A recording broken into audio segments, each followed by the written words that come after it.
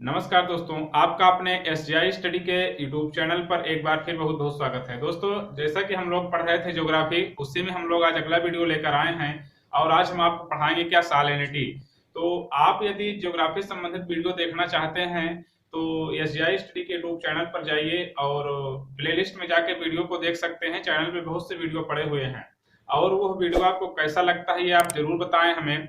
और हम आपको आज सालिनिटी के बारे में पढ़ाएंगे। आप लोगों ने सुना होगा कि समुद्र का जल बहुत खारा है, क्योंकि उसके नहाने पर भी लोगों को खुजली होने लगती है। तो समुद्र का जल इतना खारा क्यों है और नदियों का जल इतना खारा क्यों नहीं है, इसका क्या रीजन है। और आप लोगों ने सुना होगा कि सबसे खारे पानी की झील, सबसे मीठे पानी की झील वो कौन सी है। इन सभी के बारे में हम लोग आज विस्तार से अध्ययन करेंगे और समुद्र का जल खारा क्यों है विशेष तौर पर इसकी हम लोग जानकारी लेंगे। और हमें इसे पढ़ना इसलिए है क्योंकि हमारे एग्जाम में ये टॉपिक दिया हुआ है कि सालिनिटी से आपके एग्जाम में प्रश्न बनेंगे। तो उन सभी प्रश्न जो भी वनडे एग्जाम से, जैसे कि आरआरबी, एनटीपीसी, ग्रुप डी, सिपाही भर्ती, रेलवे, तो जो भी परीक्षाएं हैं उनमें अक्सर प्रश्न बनते रहते हैं कि विश्व की सबसे खारी झील, मीठे पानी की सबसे बड़ी झील। तो जो भी प्रश्न है उन सब के बारे में हम आपको बताएंगे।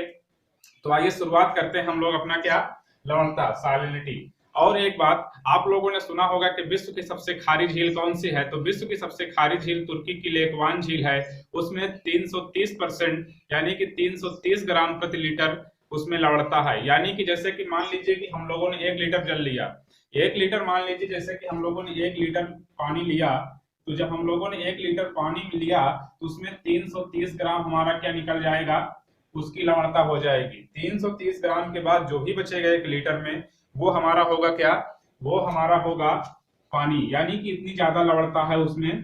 तो आइए हम लोग विस्तार से अध्ययन करते हैं। तो ये लवणता, आप लोग जानते हैं कि लवणता कहाँ पाई जाएगी।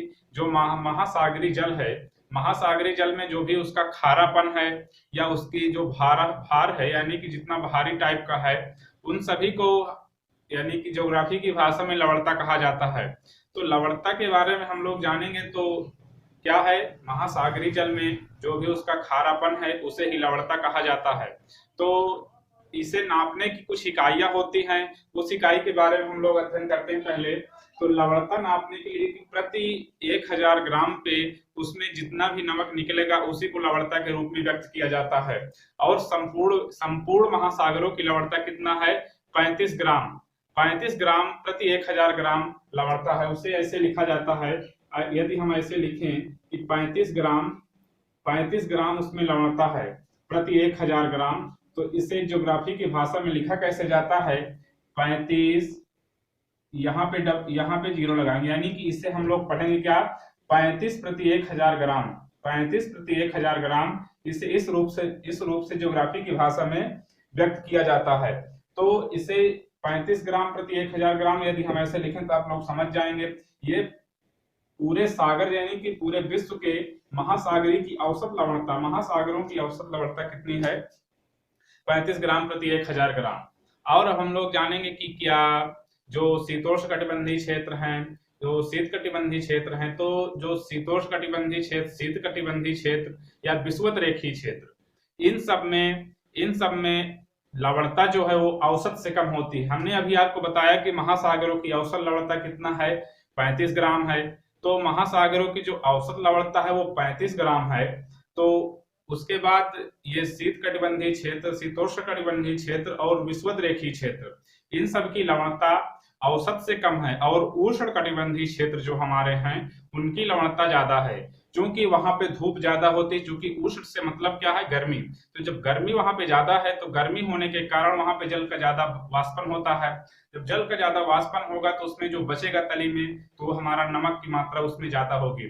और ये नमक यानी समुद्रों में आप लोग सोच रहे होंगे कि आया कैसे। तो समुद्रों में खारापन होने का कारण माना क्या जाता है नदियों को। जैसे मान लीजिए हमारा समुद्र हुआ, तो इधर से मान लीजिए नदियां आ रही हैं, ये समुद्र में गिरती हैं। तो समुद्र में गिरने के कारण ये जब पूरा इनका निरंतर प्रवाह होता रहता है, यानी कि बहुत लंबी लंबी नदियां होती हैं, जो कि आप लोग जानते भी होंगे। जब हम लोग नदियों के बारे में पढ़ेंगे तो भी विस्तार से अध्ययन करेंगे कि भारत की सबसे लंबी नदी गंगा नदी है, जिसकी लंबाई 2525 किलोमीटर है। तो उन सब के बारे में अध्ययन करेंगे। पहले हमें देखना यह है कि लवणता इसमें सागर में आई कहां से। तो सागर में लवणता आने का कारण क्या है, वैज्ञानिकों ने माना है कि ये हमारे जो भी नदियां हैं इनके माध्यम से जो भी पानी आता है उसी से इसमें लवणता बढ़ती जाती है, क्योंकि सागर में जाने के बाद नदियां समाप्त हो जाती हैं और सागर का पानी एक जगह पे भरा रहता है। तो इसके जो अवसादी चट्टाने हैं, जैसे ये नदियां अक्सर पर्वतों पहाड़ों से निकलती हैं, तो उसके जो अवसादी चट्टाने हैं, अवसादी चट्टानों में अक्सर खारापन पाया जाता है। तो उसी खारेपन के कारण यहाँ पे जब वहां से नदियां जाती हैं तो अवसादी चट्टानों को थोड़ा घिस कर निक जाते हैं, तो धीरे धीरे, चूंकि बहुत सी नदियां हैं और पानी इतना ज्यादा मात्रा में रहता है, तो धीरे धीरे करते करते वो वहां पे नमक इकट्ठा हो गया है। तो इसी के बारे में हम लोग जानेंगे कि मेन रीजन क्या है। यदि कोई पूछे आपसे कि लवणता का मेन कारण क्या है, तो लवणता का मेन कारण है नदियां, यानी महासागरों के लवणता का मेन कारण क्या है, नदियां। और हमने आपको यह भी बताया कि शीत कटिबंधीय क्षेत्र, विषुवत रेखीय क्षेत्र और शीतोष्ण कटिबंधीय क्षेत्र में औसत से लवणता कम होती है और उष्ण कटिबंधीय क्षेत्र में औसत से लवणता ज्यादा होती है। तो जैसे मान लीजिए कि यह हमारी पृथ्वी है, ये हमने बना दिया क्या, पृथ्वी, इसे हमने मान लिया कि ये हमारी पृथ्वी है। और अब हम देखेंगे कि किस अक्षांश या किस देशांतर पे लवणता उसकी ज्यादा पाई जाती है। तो ये हमारा क्या हुआ, ये विषुवत रेखा हुआ, यानी 0 डिग्री अक्षांश हुआ। ये हमारा 0 डिग्री अक्षांश हुआ और अब ये हमारा दो गोलार्धों में बढ़ चुका है, यानी कि उत्तरी गोलार्ध दक्षिणी गोलार्ध, उत्तरी गोलार्ध और ये दक्षिणी गोलार्ध हुआ। तो उत्तरी गोलार्ध में लवणता कहाँ पे पाई जाती है, 20 डिग्री, 20 डिग्री उत्तरी से 40 डिग्री, 40 डिग्री उत्तरी के बीच में यहाँ पे लवणता ज्यादा पाई जाती है। जब हम देखेंगे गोलार्ध के माध्यम से, तो ये हमारा साउथ हुआ, यानी ये हमारा नॉर्थ हुआ और ये साउथ हुआ। ये हमारा क्या हुआ, नॉर्थ, और इसे क्या बोलेंगे हम लोग, ये हमारा साउथ हुआ। जब ये हमारा साउथ हुआ तो होगा क्या, यदि आपसे पूछा जाए कि उत्तरी गोलार्ध में लवणता किन अक्षांशों के बीच ज्यादा पाई जाती है, तो यानी कि 20 डिग्री से 40 डिग्री। और यही कारण है कि तुर्की की लेकवान झील जो इतना खारा है, वो इधर यहाँ पे तुर्की, जब विश्व के मैप में आप जाएंगे तो तुर्की इसी साइड में पड़ता है और यहीं पे ये इसी अक्षांश के पास यहाँ पे लेकवान झील है। तो इसी कारण से वो विश्व की सबसे खारी झील है।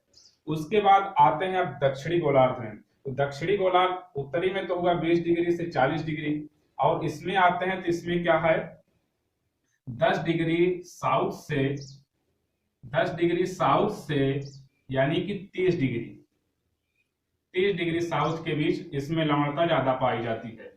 यानी कि इसमें 20 डिग्री से 40 डिग्री, इसमें 10 डिग्री से 30 डिग्री के बीच मध्य लवणता ज्यादा पाई जाती है। यदि यह पूछा जाए कि संपूर्ण उत्तरी गोलार्ध और संपूर्ण दक्षिणी गोलार्ध, संपूर्ण उत्तरी गोलार्ध और संपूर्ण दक्षिणी गोलार्ध में किसकी लवणता ज्यादा है, तो ये दक्षिणी गोलार्ध की लवणता ज्यादा है। इसका कारण क्या है, आप लोग यह भी सोच रहे होंगे कि यहाँ पे लवणता क्यों ज्यादा है। तो यहाँ पे लवणता ज्यादा होने का रीजन क्या है, क्योंकि दक्षिणी गोलार्ध में महासागर ज्यादा है, हमारे हिंद महासागर, अंटार्कटिक महासागर, जो भी महासागर, यानी कि इधर हमारे देश कम बसे हुए हैं। और इस गोलार्ध में हमारा पूरा यूरोप महाद्वीप, एशिया भी हमारा कुछ आता है, यानी कि इधर देश ज्यादा है, इधर महासागर कम है और इधर महासागर ज्यादा है। तो लवणता कहाँ पाई जाएगी, जहां महासागर यानी कि जहां पानी होगा। तो पानी इधर ज्यादा होने के कारण इधर लवणता ज्यादा पाई जाती है, यानी कि साउथ में, यानी कि दक्षिणी गोलार्ध में, और उत्तरी गोलार्ध में लवणता कम पाई जाती है। तो प्रश्न ऐसे बन जाए कभी कि यदि पूछा जाए कि लवणता किसमें सबसे ज्यादा पाई जाती है, संपूर्ण उत्तरी गोलार्ध और संपूर्ण दक्षिणी गोलार्ध में, तो संपूर्ण उत्तरी और संपूर्ण दक्षिणी में हम लोग बताएंगे क्या, दक्षिणी गोलार्ध की लवणता ज्यादा है। यदि प्रश्न ऐसे बने कि उत्तरी गोलार्ध में लवणता किन किन अक्षांशों के बीच पाई जाती है ज्यादा, तो 20 डिग्री उत्तरी से 40 डिग्री उत्तरी। और यदि प्रश्न यह पूछा जाए कि दक्षिणी गोलार्ध में किन अक्षांशों के बीच लवणता ज्यादा पाई जाती है, तो वो 10 डिग्री साउथ से 30 डिग्री साउथ के बीच लवणता पाई जाती है। अब हम देखते हैं यहाँ पे कि लवणता में, यानी कि जो हमारा नमक है, वो आप लोग केमिस्ट्री पढ़े होंगे इंटर में कि NaCl को नमक कहा जाता है। तो आपने बिल्कुल सही पढ़ा है कि NaCl को नमक कहा जाता है। तो महासागरों में मैक्सिमम तो NaCl ही है, NaCl ही है। यह कितना है, 77.8%।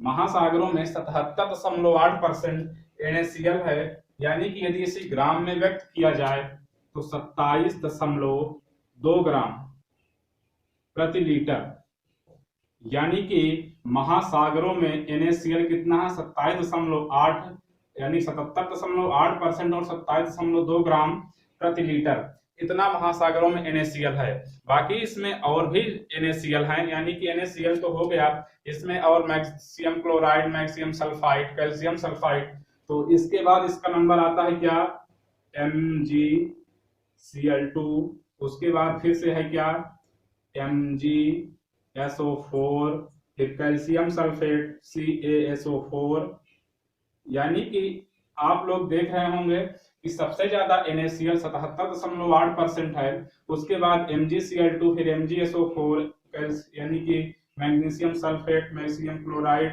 कैल्शियम सल्फेट, ये सभी क्रमशः पाए जाते हैं। यानी कि आप लोग इसको नोट डाउन करते जाइएगा। आपसे प्रश्न अक्सर बनेगा कि महासागरों में सबसे ज्यादा किसकी मात्रा होती है।